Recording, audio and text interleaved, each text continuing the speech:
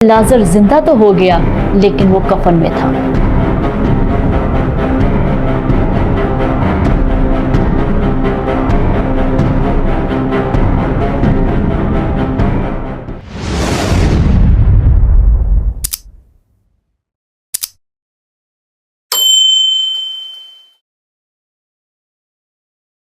और फिर हम देखते हैं लाजर की जिंदगी की तीसरी स्टेज।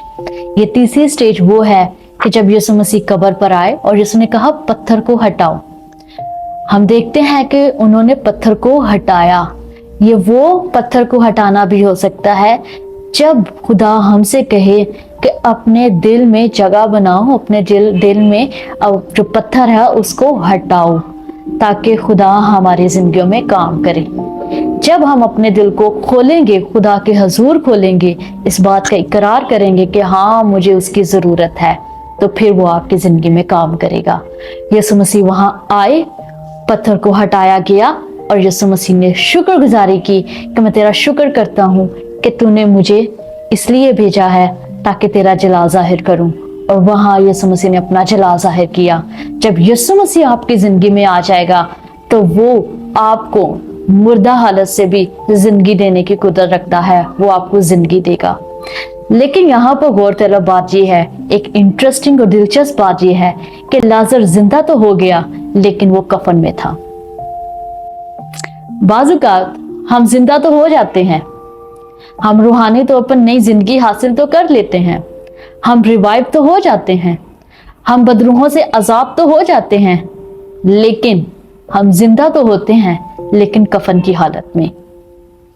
उस वक्त ममीज की तरह, जिस तरह पूरे मुंह को कवर किया जाता है, पट्टी बांधी जाती है, इस तरीके से लाजर को भी रखा गया था।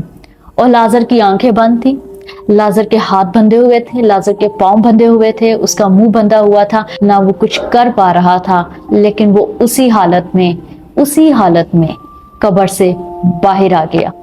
लोग ये देखकर बहुत खुश होते हैं कि वो खुदा ने इसकी जिंदगी में काम किया है, बड़ा मोजज़ा कर दिया है, वो जिंदा हो गया है रूहानी तौर पर।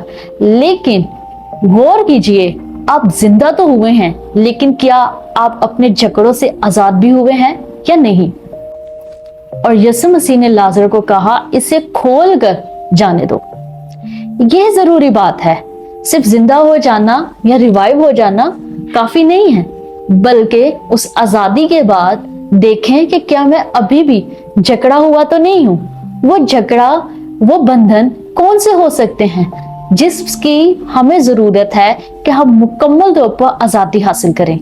वो माजी के ट्रॉमास या सदमे भी हो सकते हैं, यानी आपके बहुत अजीज कि जब एक्सीडेंट हो जाता है, डेथ हो जाती है, एक सदमा लग जाता है, या पास्ट ट्रॉमास किसी भी तरह का, इसमें वो शामिल है।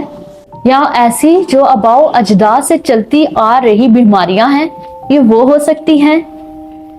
तलाक हो सकती है, तलाक की बदबू होती है जो एक नस्ल से दूसरी नस्ल में ट्रांसफर होती है, जो रिश्तों को खराब करती है।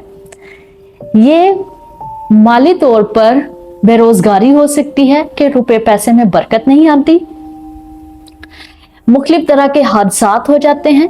आप कहते हैं मैंने तो अब यीशु मसीह को कबूल भी कर लिया है, लेकिन तो भी मैं उसी हालत में हूँ, मेरी जिंदगी से बीमारियां नहीं जा रही, मेरी जिंदगी में एक्सीडेंट्स हो रहे हैं, मालो दौलत में बरकत नहीं आ रही। इसकी वजह यह है कि आप जिंदा तो हैं लेकिन कफन की हालत में हैं। अपने आप को उस कफन की हालत से आजाद करने की भी जरूरत है। और ये रिजेक्शन हो सकती है, ये डिप्रेशन हो सकती है, ये नामौफी हो सकती है, ये किसी भी तरह के जो माजी के एब्यूसेस है, ये ज्यादतियां, जिनसी ज्यादती भी हो सकती है, इमोशनल अब्यूज भी हो सकता है, जज्बाती तौर पर ये ज्यादती जो है, ये फिजिकल अब्यूज भी हो सकता है। मुख्तलिफ तरीके से अब्यूसेस भी इसमें शामिल हैं। इन जकड़ों में गुस्सा शामिल है और भी तरह तरह की, इस तरह की अगर आपके अंदर चीजें स्टिल एक्टिव हैं और वो काम कर रही हैं और आपको मुसलसल आकर टॉर्चर करते हैं, विस्परिंग करते हैं आपके कानों में कि तू कुछ नहीं है, तेरे साथ फलां बने ने ऐसा कि आपके अंदर नामाफी आ जाती है, इसका मतलब है आप जिंदा तो है लेकिन जकड़े हुए हैं। उन जकड़ों से अपने आप को आजाद करना है। यीशु मसीह ने लाजर को कहा कि, और लाजर ने खुद अपने आप को आजाद नहीं किया, बल्कि जो वहां पर लोग खड़े थे, यीशु मसीह ने उनको बोला कि इसे खोलकर जाने दो। तो आज जरूरत इस बात की है, जो हमारे फेलोज हैं, जो हमारे साथ हैं, जो चर्च है, जो स्पिरिचुअल हमारे मेंटोर्स हैं, उनको भी जरूरत है आप उनके पास जाए और उनको कहें कि मेरे लिए दुआ करो। मैं चाहता हूं कि मैं मुकम्मल तौर पर आजाद हूं। इस यही वजह है कि हमारे अंदर सवाल होते हैं कि मैं कहाँ गलत हूं, मेरी जिंदगी से ये बीमारी क्यों नहीं जा रही, मेरी जिंदगी से ये डिप्रेशन क्यों नहीं जा रहा, ये नामाफी, ये गुस्सा, ये तलखियां ये क्यों नहीं जा रही, अब तो मैं खुदावन के भी साथ चलता। वजह ये है कि आप जिंदा तो है लेकिन कफन की हालत में है।